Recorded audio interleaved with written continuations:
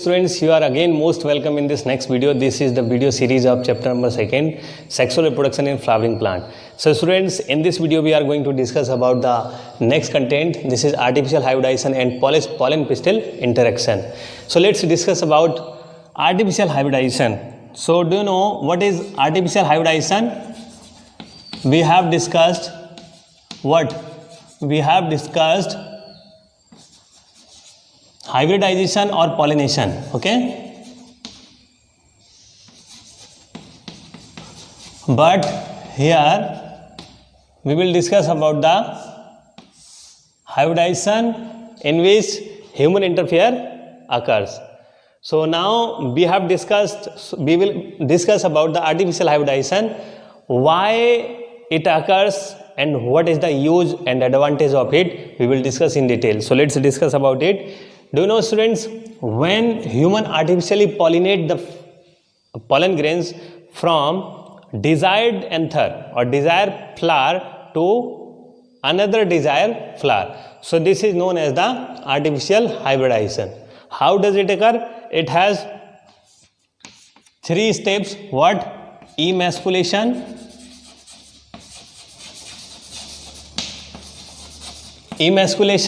next one is bagging, and next one is tagging.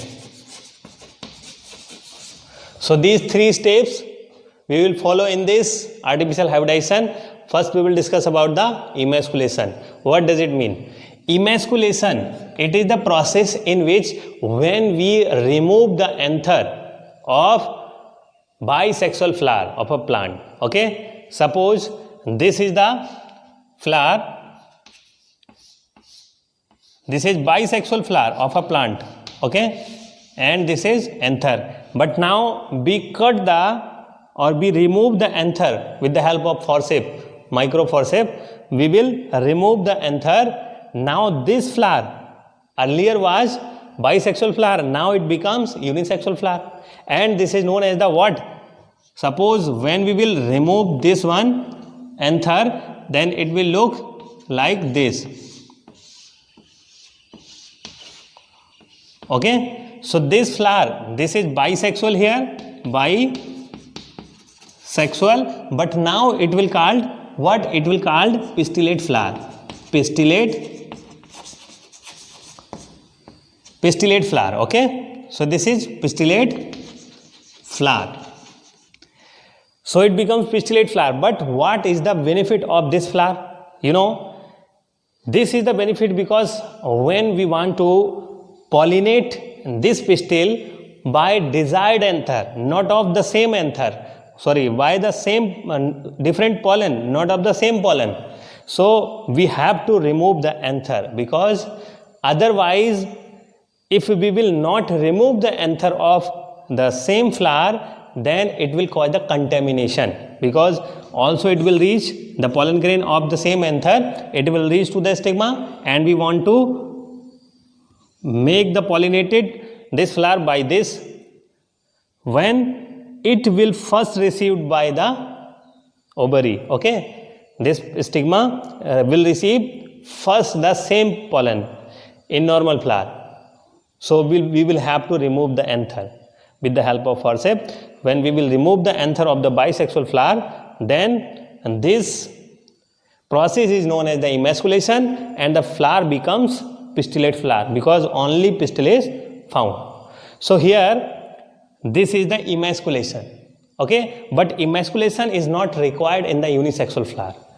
When flower is already unisexual, already unisexual or pistillate flower, it is naturally pistillate flower, then there is no need to remove the anther, because there is no anther. So emasculation cannot be happen in the unisexual flower. Got it? So this is the emasculation. Now suppose there are 2 flowers here.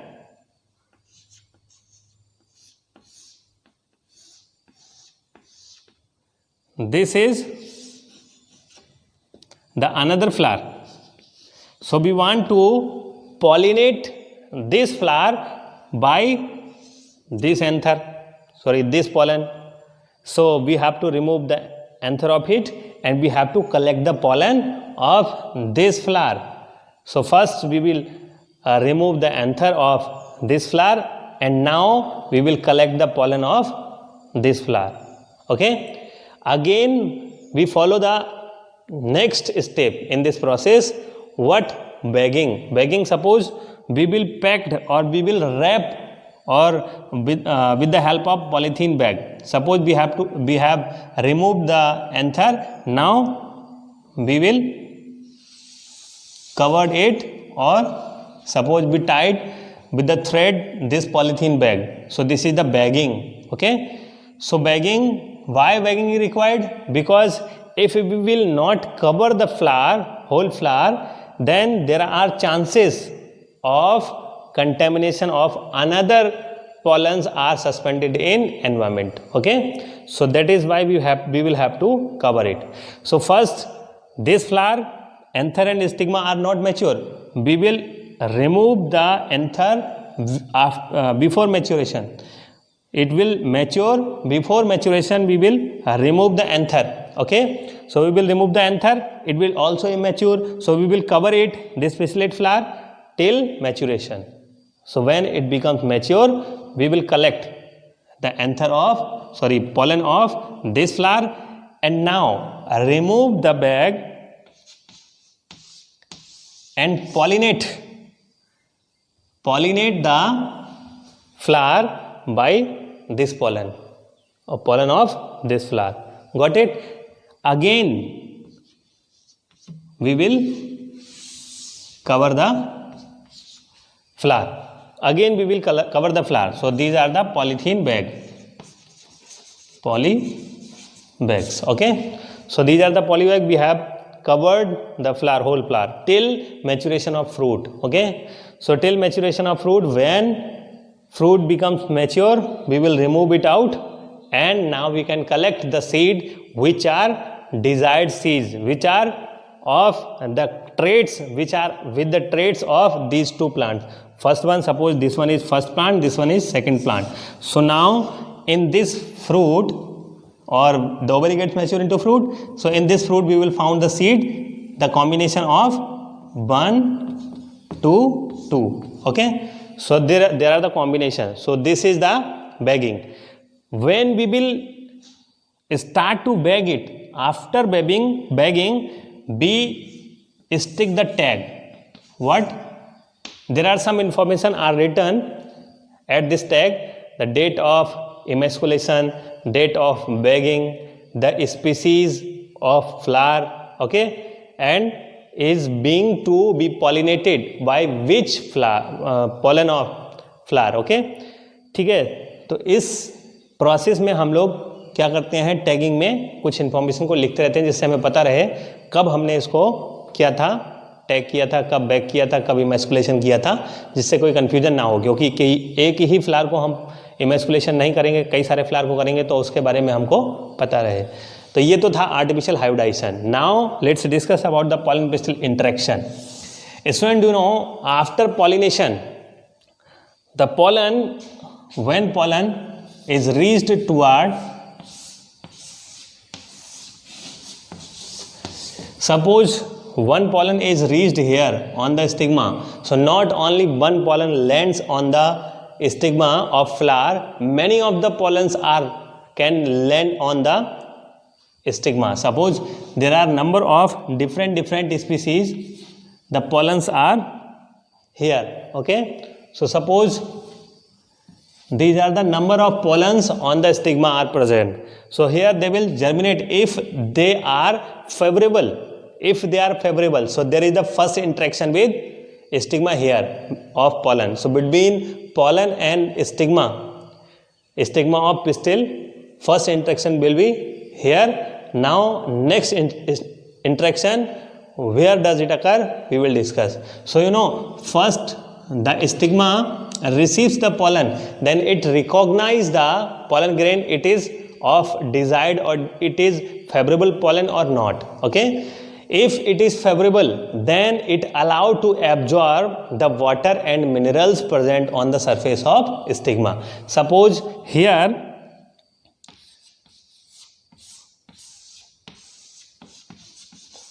So suppose here this pollen is favorable pollen.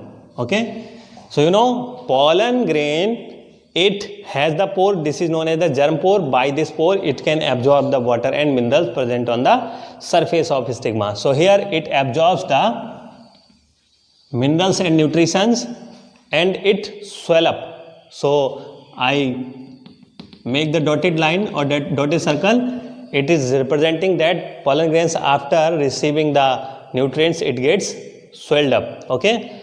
So after swelling up, it forms the pollen tube. So this is the pollen tube. Suppose more than one pollens are landed on the stigma which are favorable. So many of the pollen tubes can be formed. Okay. At same time, number of the pollen tubes are formed. So number of the pollen tubes can be formed inside it. So you are looking the picture on the screen. Number of the pollens are germinated on the surface of stigma. Okay. But the favorable pollen or the single pollen tube will reach toward the here inside the ovary toward ovule. So here this one is, suppose this one is ovule. Okay. So you are looking for, this is ovule. So this is ovule. Here pollen grain is germinated after first interaction. Now this pollen tube is guided by the tissue present in nucellus and pollen tube. This tissue is what? Obturator. Obturator. This is very, very important term. It is many times asked in your exam that what is obturator and what is the function of obturator. Obturator is the smaller tissue present in the nucellus, this one, ovary, nucellus and style. So it guides the pollen tube. It guides the pollen tube to reach toward the ovule. Okay, here. So here pollen tube secretes the enzyme pectinase and number of hydrolyzing enzyme. Pectinase plus hydrolyzing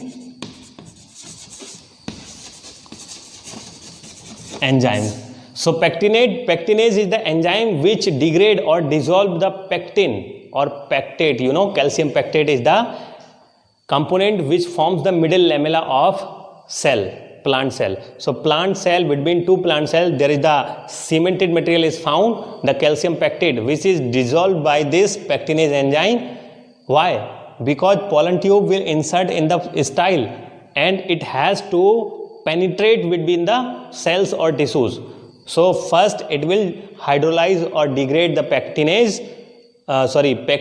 or calcium pectate of the cells, and hydrolyzing substance, these substance enzymes degrade the another cell membrane or different cells to make the passage of pollen tube. Okay. So here to here the pollen pistil interaction will be continue till pollen tube reaches toward the ovule. Got it? So here this is the pollen pistil interaction. Now this pollen tube reaches toward the ovule. So here this is reaches toward the ovule. So what changes occur in the pollen? Changes occur in the pollen. Suppose if pollen grain are in two-celled stage, you know, we have discussed the structure of pollen.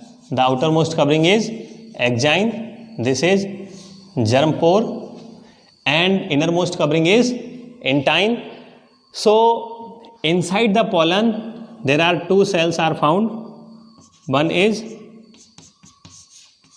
generative cell and another one is tube cell. So tube cell, it is the vegetative cell.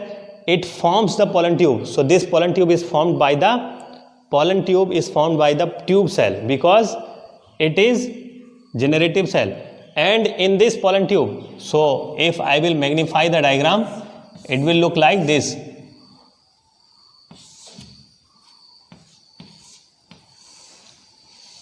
You are looking here, this is the pollen tube, and this overall cytoplasm of the tube cell comes inside this pollen tube. So here, and this is the largest or degenerating nucleus of pollen tube, degenerating nucleus of this one tube cell, and here this nuclei or these nuclei of generative cell, this one is the generative cell. So nucleus of the generative cell is divided into two smaller nuclei. These are two known as the male gametes. Okay, so here these are two male gametes. Okay, two male gametes are formed by the nucleus of generative cell. Okay, so here that is why I told you earlier that tube cell, it is known as tube cell. This is the reason because it formed the pollen tube. Okay, the nucleus of the pollen tube, it is degenerated. So if it is in two-celled stage, this pollen, it is in two-celled stage. So before germination, it will divide into three-celled stage because three nuclei will form. Here you are looking, first nucleus is of pollen tube, this is tube cell, and two nucleus of generative cell. So here this is the three-celled, we can say this is the three-celled stage. If it is in two-celled stage, so pollen grain is changed into three-celled stage after landing or germination of the pollen grain.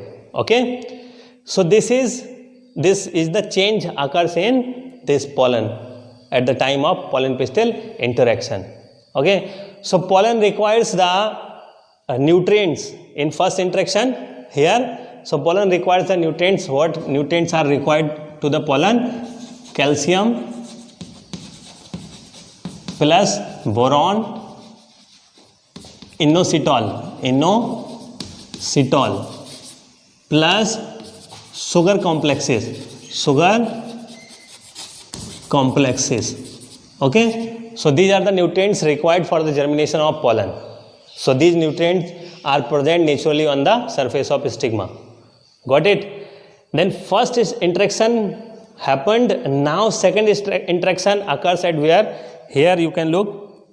So this is the pollen. So suppose this is the pollen tube coming toward the micropyle of here.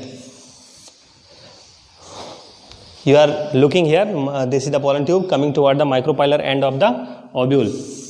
This is the ovule, anatropous ovule, inverted ovule. This is funicle. What it? I told you in earlier video, overall structure of the ovule. So here this is bent toward the micropyle. Some chemicals or some secretions occurs or proteins are secreted by the micropylar end of the ovule, which attract the pollen tube toward itself. Got it? So this is the second interaction, and this whole process is known as, you know what, in 10th class you have studied about it. This is the chemotropic movement. Chemotropy, you can also say that this is the chemotropism. So this is chemotropic movement of the pollen tube, and this whole process is known as the chemotropism. Got it? So this is pollen pistil interaction. Students, this is another one most important question. Many times it was asked in your exam, board exam, and these obturator and these calcium, boron, inositol, these are the nutrients, and like bagging, tagging, these are the terms and questions related with NEET and AIIMS exam also. Got it? So here students, you must remember these things, how pollen pistil occur and how these processes are going on. So keep it in your mind. I think this is enough for this video. So we will discuss in another video, next video, what? We will discuss the fertilization process in flowering plant. Got it? So students, you are liking the video, you can comment me in the comment box and share among your friends. Also subscribe my channel. Thank you.